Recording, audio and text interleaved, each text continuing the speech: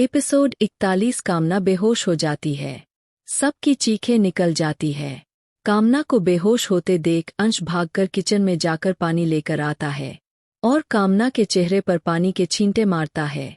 कामना होश में आते ही फिर से रोने लग जाती है। आर्यन उस आदमी को और पंडित को इशारा करता है तो दोनों वहां से उठकर चले जाते हैं। यह देख विवेक निर्मला और विजय के हाथ खोल देता है। दोनों भागकर कामना के पास जाते हैं। कामना बुरी तरह से घबराई हुई थी। विनय भी धीरे धीरे चल कामना के पास आकर उसे हग कर लेता है। चारों एक साथ सिमटकर एक दूसरे को पकड़कर बैठ जाते हैं। आर्यन चारों को घूर कर देखते हुए, कोई दलाल नहीं जो किसी की बेटी का सौदा कर लूंगा। कामना की तरफ देखते हुए, मैं तो तुम्हें सिर्फ एहसास दिलाना चाहता था कि सेजल के ऊपर भी यही बीती होगी। जब उसे पता चला था कि तुम रोहन के साथ मिलकर उसे गायब करवाने का प्लान बना रही हो तो, और तेरे माँ बाप ने उसे बेच दिया था। अपने आप को उसने कितना मजबूर महसूस किया था यह मैं जानता हूँ। उसके दर्द को मैं महसूस कर सकता हूँ। आज तुम लोगों ने भी वही दर्द एहसास किया है। वह अपने आप को एक चीज समझ रही थी। उसे यकीन नहीं था कि उसके चाचा चाची उसके साथ ऐसा कर सकते हैं।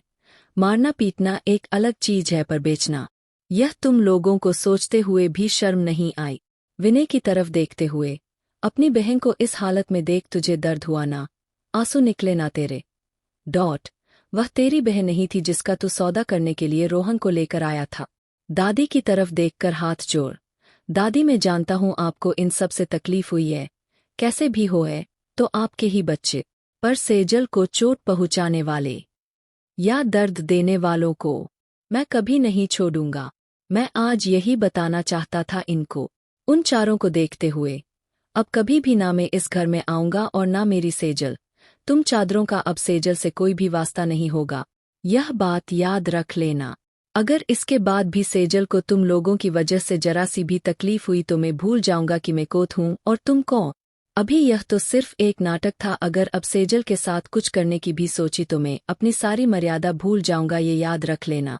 निर्मला रोते हुए, वह आदमी अगर मेरी बेटी को फिर परेशान करेगा तो? विवेक फिक्र मत करो, ऐसा कुछ नहीं होगा। उसने हमें नहीं, हमने उसे नाटक करने के पैसे दिए थे और यह एनवलप खाली है। आर्यन विजय की तरफ देखते हुए, मुझे नहीं चाहिए तुम लोगों से कोई भी 25 लाख रुपए। अपना कमाओ, अपना खा, तू अपनी लाइफ में मस्त रह। मेरी सेजल को उसकी दुनिया में जीने दे। आगे से सेजल की तरफ देखने की कोशिश भी मत करना बा। यह बोल आर्यन दादी की तरफ देखते हुए, दादी चाहता हूं कि अब से आप हमारे साथ अपनी सेजल के साथ रहे। दादी अपने आंसू पोंछते हुए, पर बेटा मैं कैसे अपनी बेटी के ससुराल में रह सकती हूँ? आर्यन दादी, मैं नहीं हूँ आपका बेटा, यहाँ आपको कितनी इज्जत मिलती है देख चुका हूँ मैं। और अगर आप यहाँ रहेंगी तो सेजल का आपसे मिलने का मन करेगा, और अब चाहे कुछ भी हो जाए उसे मैं यहाँ नहीं भेजूंगा। विजय नज़ारे नीचे किए हुए, तुम सेजल को अम्मा से मिलने भेज सकते हो। आर्थन बिना उसकी तरफ देखे, नहीं, इस घर में सेजल कभी कदम नहीं रखेंगी। सिर दादी से, आज आप सोच लीजिए, कल फोन पर बात कर पूछ लूंगा। विक्रम आकर आपको लेकर चला जाएगा। यह अपनी दुनिया में खुश रहेंगे। आप हमारे साथ खुश रहिएगा प्लीज। सेजल की खुशी आपसे ही है। बोल कर एक पल की भी और देरी किए बगैर वहां से निकल जाता है। पीछे पीछे चारों भी उसके पीछे चले जाते हैं। आर्यन के जाने के बाद भी सब वैसे ही बैठे रहते हैं। दादी कामना को उठाते हुए, उठ जा बेटा, विक्रम ने मुझे पहले ही सब बता दिया था, ये दर्द तुझे देना जरूरी था, तभी तू भी किसी लड़की के दर्द को समझ सकती थी। कामना ये सुन दादी के करीब आकर दादी के गले लगकर रोने लग जाती है। विनय भी दादी के घुटनों पर सिर रख कर बैठ जाता है।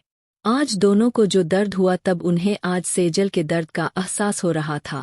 दादी दोनों का सिर सहलाकर चुप कराकर विजय और निर्मला को बोल दोनों को कमरे कमरे में आराम आराम करने को भेज देती है। थोड़ी देर बाद हॉल में सिर्फ विजय और निर्मला शांति से बैठे हुए थे। आज उनकी बेटी और बेटे की हालत देख दोनों अपने आंसू रोक नहीं पा रहे थे। इधर पांचों कार में चुप्पी साधे बैठे हुए थे। अंश आर्यन को देख, भाई क्या सच में भाभी को इस तरीके से मारा है इन लोगों ने?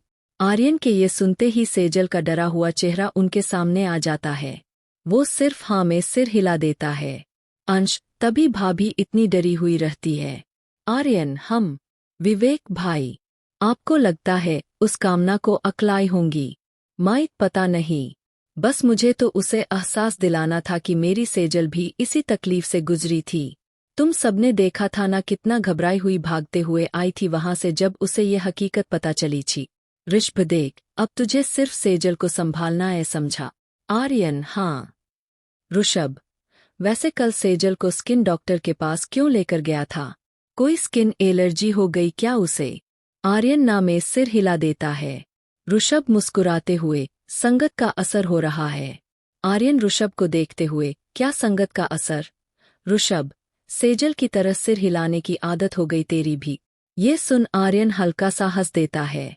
आर्यन, अच्छा है ना, तुम लोगों की तो संगत का असर नहीं हुआ। ऋषभ, वैसे एक बात है, सेजल ने शुरुआत तो कर दी है। आर्यन उसे घूरते हुए, कैसी शुरुआत? ऋषभ, तुझे बदलने की। विवेक झट से, हाँ भाई। भाई का गुस्सा वैसे अभी भी है, पर भाभी के सामने पता नहीं कैसे कंट्रोल कर लेते हैं। आर्चत जांख बंद कर मुस्कुरा देता है। ऋषभ, तूने बताया नहीं, डॉक्टर के पास क्यों गया था? आर्यन, इनके दिए दर्द के निशान को खत्म करने के लिए। ऋषभ, अंश, विवेक और विक्रम चारों चौंकते हुए, क्या मतलब भाई? आर्यन, इनकी मार चोट के निशान है, उसकी पूरी बाजुओं पर, तभी हमेशा पूरी बाजू के कपड़े पहनकर छिपा कर रखती है। ऋषभ, क्या कहा डॉक्टर ने? आर्यन, 3 से 6 महीने की दवाई का टाइम बोला है, ठीक हो जाएंगे दाग। ऋषभ, चल ठीक है।